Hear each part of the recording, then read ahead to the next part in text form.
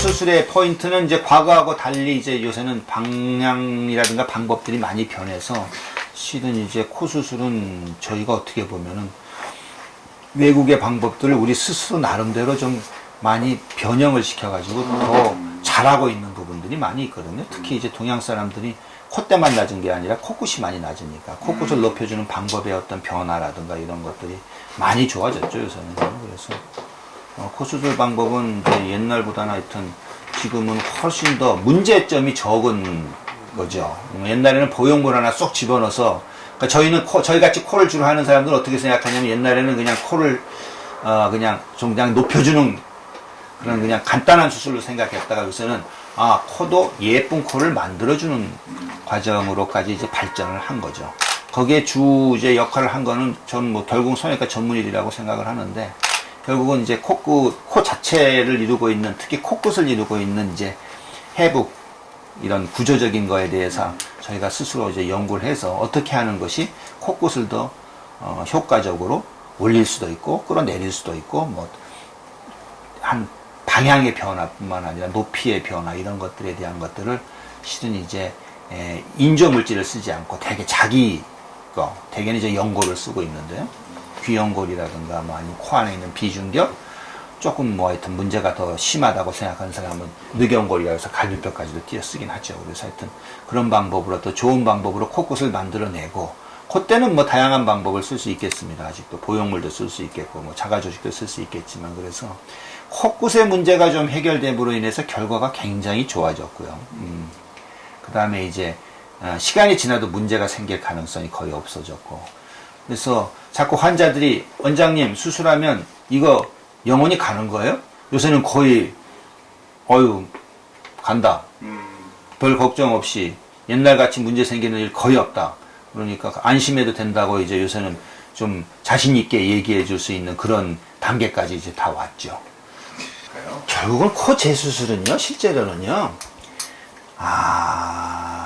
물론 잘못돼서 그런 경우도 있을 수 있지만 대개는 자기가 결과에 불만족하는 경우들이 저는 더 많다고 보고요.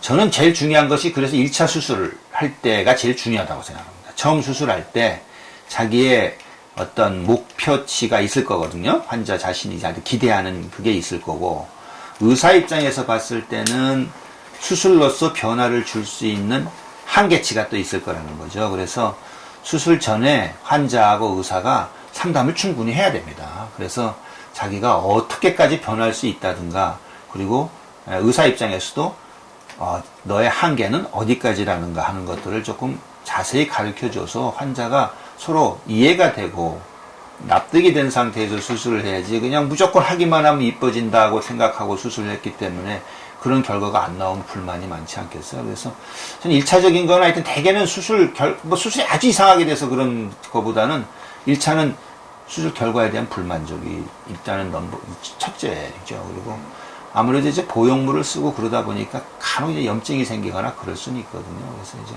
그거에 따른 뭐 재수술 간혹 있을 수 있고요.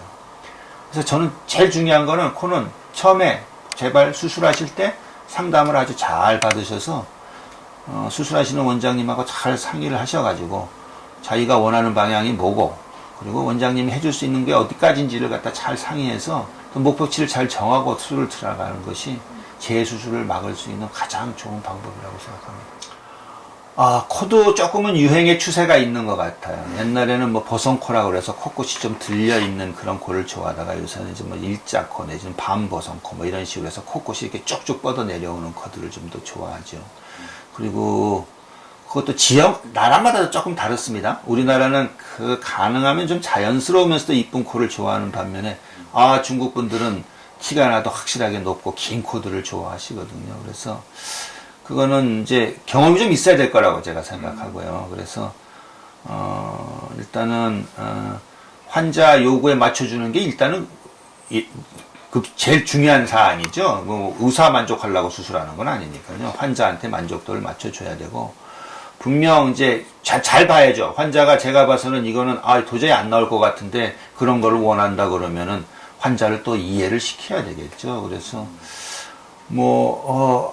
참 어려운 문제입니다. 그러니까 이 미적인 거에 대한 이 어떤 주관은 개인마다 다 다르니까. 미리 시뮬레이션을 그렇게 뭐 보여주는 아, 거 있나요? 시뮬레이션이라는 게 코 같은 경우는 과거에는 이제 측면 모습의 변화를 해가지고 시뮬레이션을 꽤 많이 했었죠. 근데 네.